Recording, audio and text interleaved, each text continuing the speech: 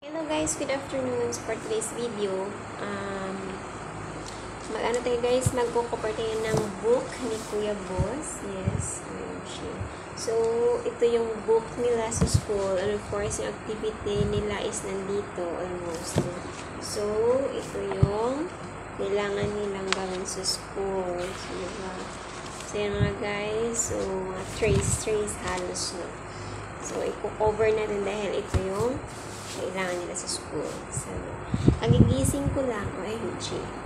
At siya ay tulog pa, kaya gagawin natin to kasi mamaya pagising niya, hindi na naman tayo makapagtrabaho ng maayos kasi nga, pinukuha niya rin yung ginagawa ko, diba? So, stay tuned. And of course, kung bago ka pa lang sa channel na to, please don't forget to subscribe and hit the notification bell para updated kayo sa mga susunod na nating uploads. Thank you so much, guys.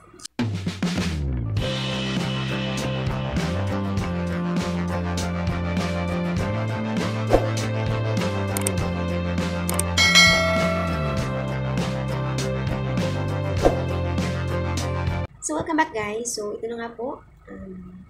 Nalagyan natin ang cover, ang book ni Kuya Boss. Ni Baby Boss. Para naman, maganda siya at hindi siya madumihan at magusok. Ito yung nabili kong plastic cover. Okay, so, maganda nga siya kasi tamang sukat na siya. So, meron tayo dito scissors and dito sketch tape.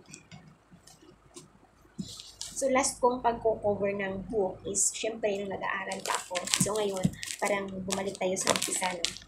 Ano ba ito? Doble ba ito? Parang bumalik tayo sa umpisa. Kasi, di ba, maaga tayo nagigising sa umaga, pupuntang school, maaga nag-aasikaso. Parang same lang dun dati. Kung tayo estudyante pa lamang. So, ngayon, we are a mother, and of course, kailangan samahan natin yung mga anak natin sa school, lalo na at ano pa lang, kakasimula pa lang nila sa school. Okay? So, ikakat mo siya.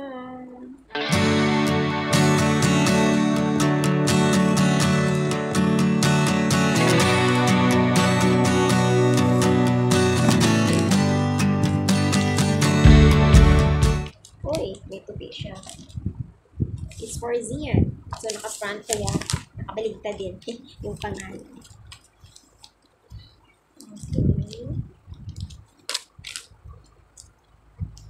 Grabe, nakatulog din ako kahit papaano.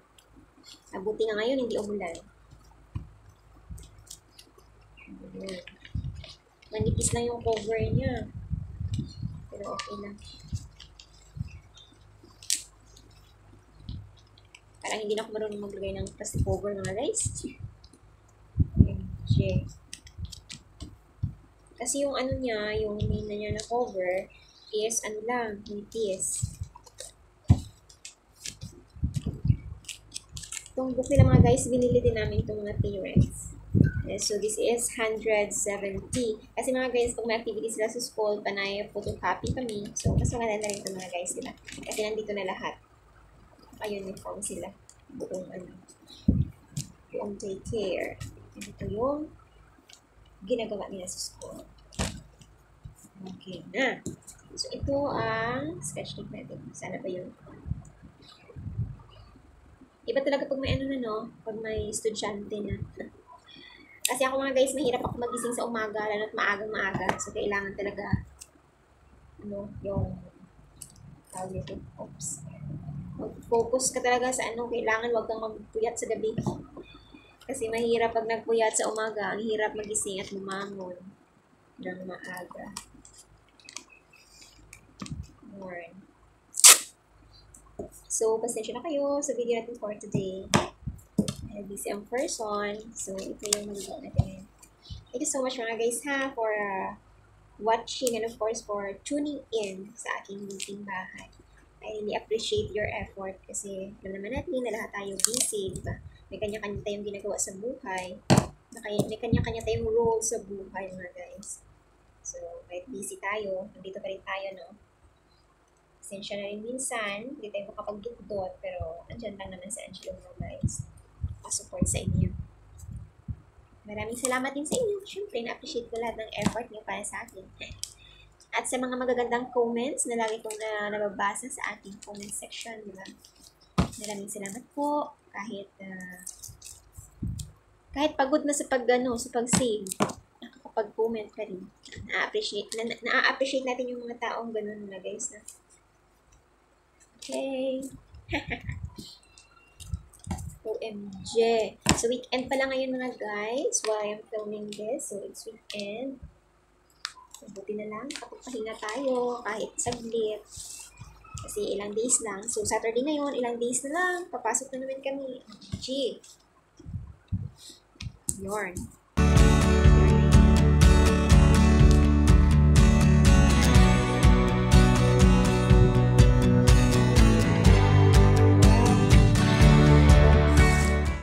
Parang ako yung na-excite ng first day of school ni Baby Boss kasi alam po naman mga guys, na mahirap talaga si Baby Boss pagdating sa pagsusulat. OMG. Sabi ko nga sana ma-encourage siya sa pagsusulat. Kasi lagi siyang pagod sa pagsulat. Pero okay na rin ngayon. For almost 2 weeks nila sa school, parang nakakapag-adjust. OMG, mali yung cut ko. Hanggang dito lang pala sa may kulay blue. Nakakapag-adjust na rin siya sa school. Saka excited siya lagi kasi excited siya na makakapag-meet siya ng ibang mga kaklase niya, ibang kaibigan, magkaroon ng mga kaibigan sa school. Excited siya lagi. Para daw more friends siya. Di ba? Siguro talaga, si Baby Boss, nabuboring yan dito sa bahay. Kasi lagi gusto. He wants a lot of friends. Pag may pumupunta dito sa aming mga bata, binibigyan niya ng pagkain para mag-stay sa kanya. Tapos para may kalaro siya ba? Kaya sabi ko, siguro boring to sa buhay niya si Baby Boss. Gusto lagi may kalaro niya. Yarn. Pero kahit pa paano, may kasama ako sa bahay. Sa kapag yan, ako. Pag nagsalita yan mga guys, parang hindi na uubusan ng si Baby Boss, ng tanong. Siyempre siguro sa stage na ganyan, di ba? Marami talagang curiosity sa buhay. Mga batang na edad na ganyan. Yarn. Kasi kasi manipis yung cover. Manipis siya. So, kailangan ayusin na natin na maayos. Bago lagyan ng tape.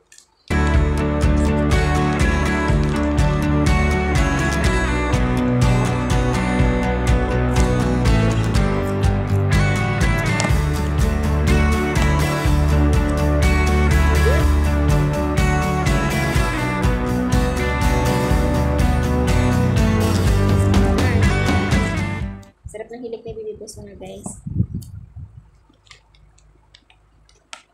So, hindi pa pala update pa sa aming bahay mga guys, no? Naghintay pa kami sa next budget. Kasi hindi pa kami nakapaglagay ng bintana and yung door sa aming bahay mga guys. Kaya ngayon, dito kami pag sa araw, still, kasi dito kami nga kumakain na nagluluto. Ay, sana matapos na.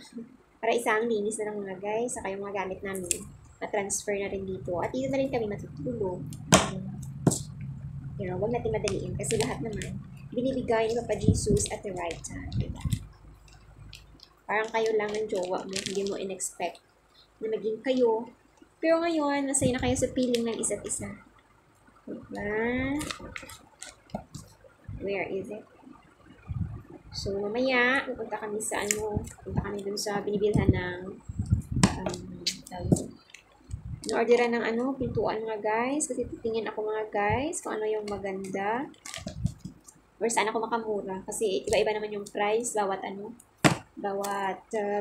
gumagawa ba. Pero itry ko doon. Sa binila namin rin ng kahoy ng mga ginamit namin dito. So doon ako. Pupunta ulit. Magtatanong ako kung magkano doon sa kanila mga guys. Of course. Ganun. So, tamang kwento lang. kwento sa buhay ng Angelo. Siguro, tama lang na December kami makakalipat dito mga guys. Pati sana paano. Kaya dito kami magpapasko. Sa kami liwanag lang ditong bahay pagdating ng bagong taon. MG. Ito yung ginagawa ko mga guys, pero yung utak ko, napupunta ko saan. Kasi after nito, buti nga katulog talaga ako. After nito, kung ano na naman yung pwede kong gawin. Kasi syempre, di ba, Ganun talaga pag mag-isa ka sa mag-isa ka lang, wala kang ibang aasahan, kundi sarili mo lang. So, kung hindi ka gagawa, walang gagawa ng para sa'yo mga guys. So, kailangan talaga maging independent ka. So, yun. Mula pagising hanggang sa pagtulog ulit, kailangan matapos lahat yun. Kailangan matapos sa araw na yan. Kasi kinabukasan, iba na naman yung magagawa natin mga guys. Ay, nako. Kailangan kayo matapos to. Ayan.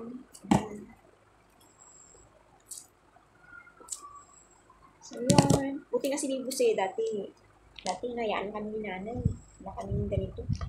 Pag sa school, hindi kami nahatid. Hindi kami sinusundo. Ay, social talaga mga bata na yun. Dati sa time natin, bahala ka na.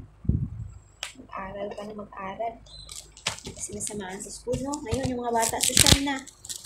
Kahit baon na. Social. Dati wala kaming baon kung mapunta sa school.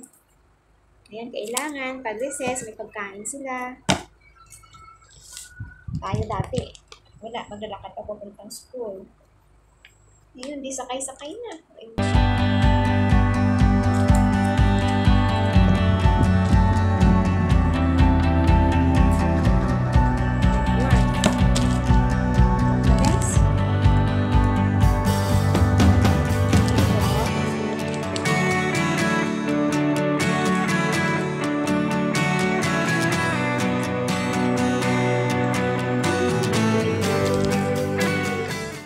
Happy si Baby Boss mamaya pagising niya.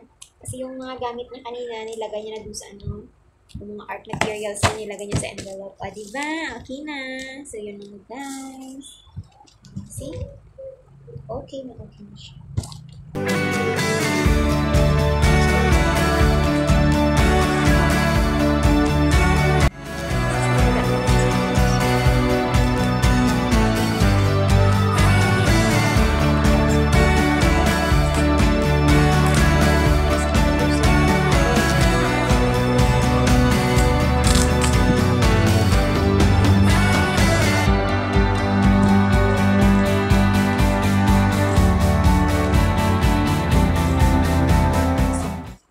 So, yun mga guys. Thank you so much for watching. Bye! Bye!